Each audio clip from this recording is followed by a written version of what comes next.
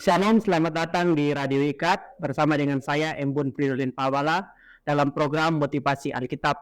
Saat ini kita akan membahas satu tema, yaitu memandang kepada Yesus. Tapi sebelumnya saya mengajak saudara untuk membuka Alkitab di dalam kitab Matius pasal yang ke-11 dan ayatnya yang ke-28 dan Ibrani pasal 3 ayat yang pertama. Saya akan membacakannya. Matius 11 ayat 28. Marilah kepadaku semua yang letih lesu dan berbeban berat, aku akan memberikan kelegaan kepadamu. Ibrani 3 ayat 1.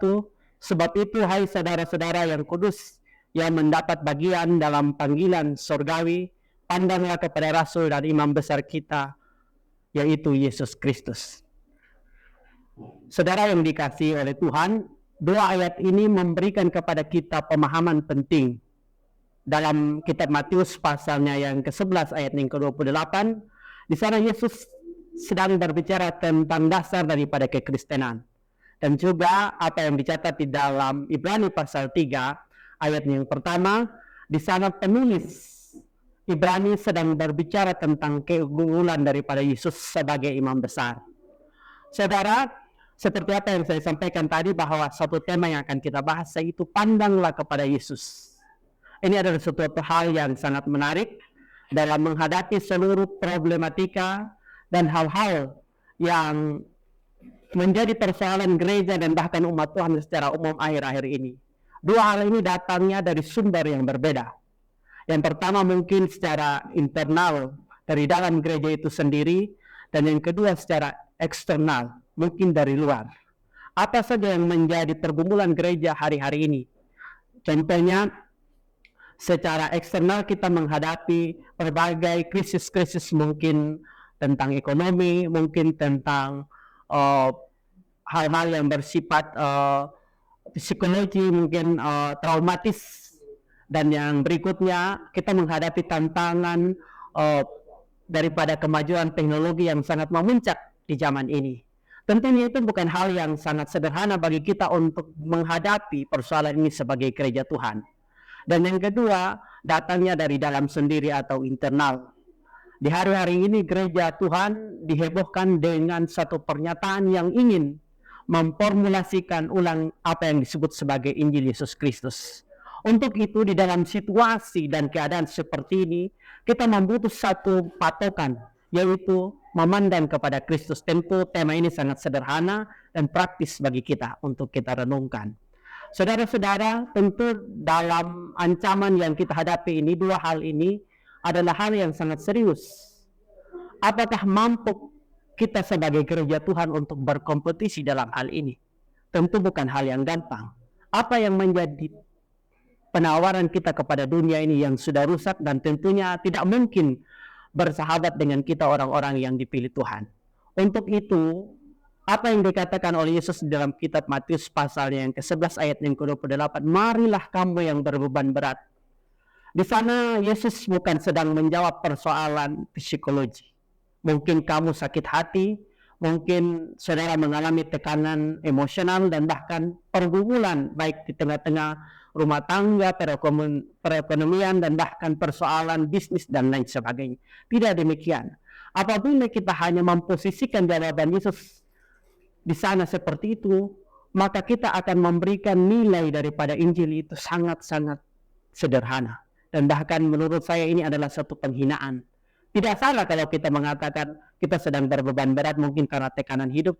Kita mengatakan, oh Yesus berkata, marilah kamu yang berbeban berat. Tidak salah.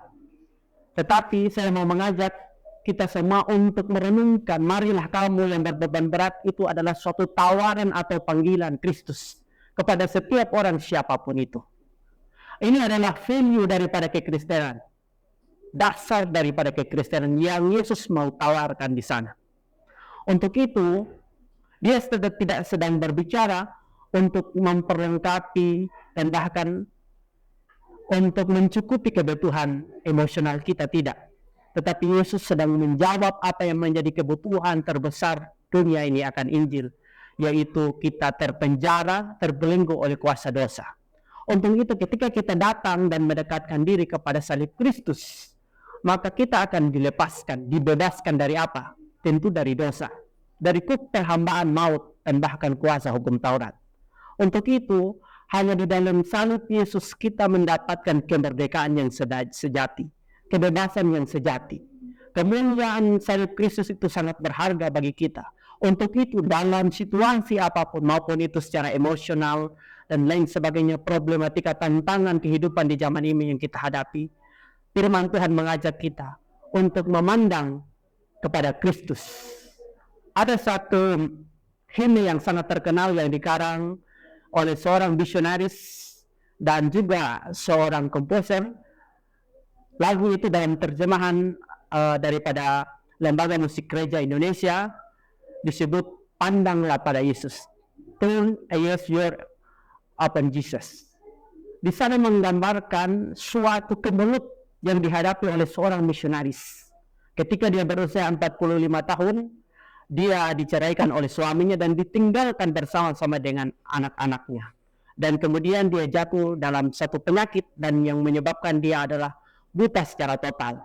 Tentunya dalam persoalan dan keadaan seperti ini, dia sangat membutuhkan balutan Tuhan di sana. Tetapi saudara-saudara, suatu saat ketika dia sedang berenung, dia mendapatkan kiriman dari seorang temannya misionaris. Di dalam rapat itu tercatat satu kata yang sangat singkat tetapi berkesan. Ada kalimat di situ, pandanglah kepada Yesus. Saudara-saudara, kalimat ini yang membangkitkan gairah dan semangat seorang misionaris ini. Lalu dia bangkit menjalankan setiap visi yang Tuhan percayakan kepada dia dan kembali untuk menjalankan tugasnya secara normal sebagai misionaris dalam keadaan yang tidak bisa untuk melihat. Saudara-saudara, apa yang dia renungkan? Dia mengatakan seperti ini, kemuliaan Kristus akan membuat seisi dunia menjadi suram. Dari pernyataan yang sederhana dan kemudian digubah menjadi satu lagu yang sangat terkenal, hymn ini membawa kita bahwa dalam berbagai tantangan, persoalan, baik secara personal dalam kehidupan kita, pandanglah kepada Kristus sebagai Tuhan kita. Lalu ditekankan di dalam Ibrani pasalnya yang ketiga ayatnya yang pertama, sebab itu hai saudara-saudara yang kudus yang mendapat bagian dalam panggilan surgawi, pandanglah kepada rasul-rasul dan imam besar yang kita akui, yaitu Yesus Kristus. Saudara, ada satu tentunya paradoks yang terjadi di sana, di mana seorang penulis Ibrani berusaha untuk menyadarkan orang-orang Yahudi yang ada dalam monoteisme yang sangat kaku. Saudara, kenapa saja seorang penulis daripada kitab Ibrani tidak mengatakan hal yang gampang, pandanglah kepada nabi-nabi? Tentunya nabi-nabi dihormati oleh orang Yahudi. Nabi-nabi dikenal oleh orang-orang Yahudi dan bahkan surat-surat mereka. Kenapa dia harus mengatakan pandanglah kepada rasul-rasul?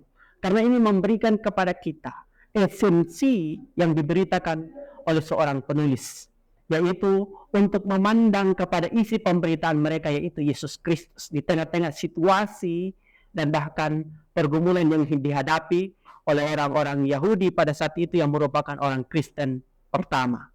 Untuk itu, dalam setiap pergumulan, persoalan, baik secara doktrinal di dalam gereja kita, tidak usah bingung sebagai orang awam.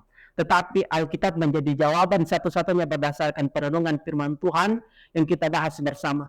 Pandanglah kepada Yesus. Mungkin di luar sana saudara mendengar kabar tentang yang aneh-aneh, tentang doktrin gereja, tentang berbagai hal pengajaran-pengajaran yang aneh-aneh. Tetapi mari saya mengajak saudara untuk memandang dia imam besar kita, Yesus Kristus, di dalam terang salibnya akan membuat seisi dunia menjadi suram, termasuk persoalan saudara. Tuhan Yesus memberkati. Saya rindu untuk berdoa untuk saudara semua dalam menjalankan setiap kehidupan kekristenan kita. Mari kita terus memandang kepada Kristus. Kita berdoa.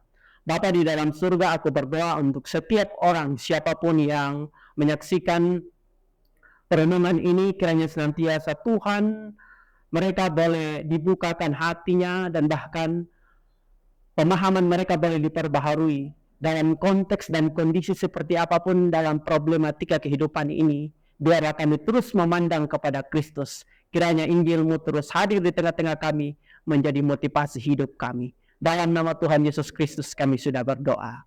Amin. Tuhan Yesus memberkati. Salam sikit. Shalom.